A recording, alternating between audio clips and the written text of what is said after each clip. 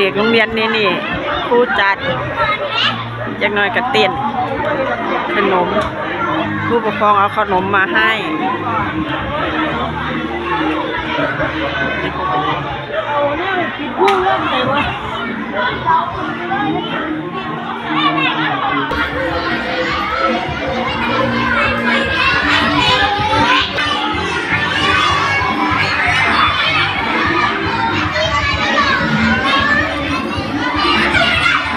เบิ้งนี่เต้นน้ำกันจ้ะพี่น้องจ้ะ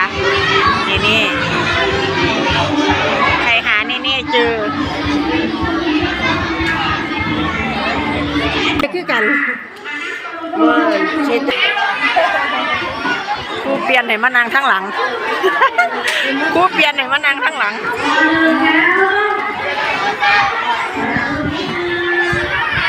เฮ้ยจะได้หัวฝรั่งโอ้ไปอันนี้ผลงานของเด็กน้อยระบายสีวันเด็กโอ้โหสองสาวเอายิ้มดิเนี่ยหันมายิ้มเลยโฟกัสก็ยังยิ้มเลยนะงานวันเด็กมีอะไรให้ผู้ใหญ่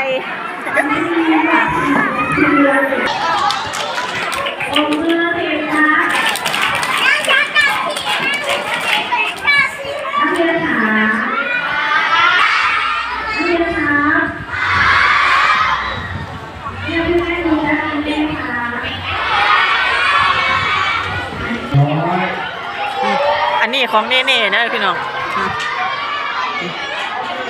ของเด็กหญิงแพทองทานระบายสี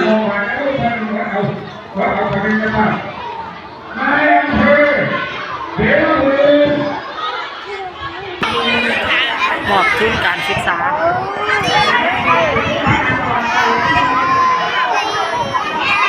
พาอาจารย์มามอบทุนการศึกษา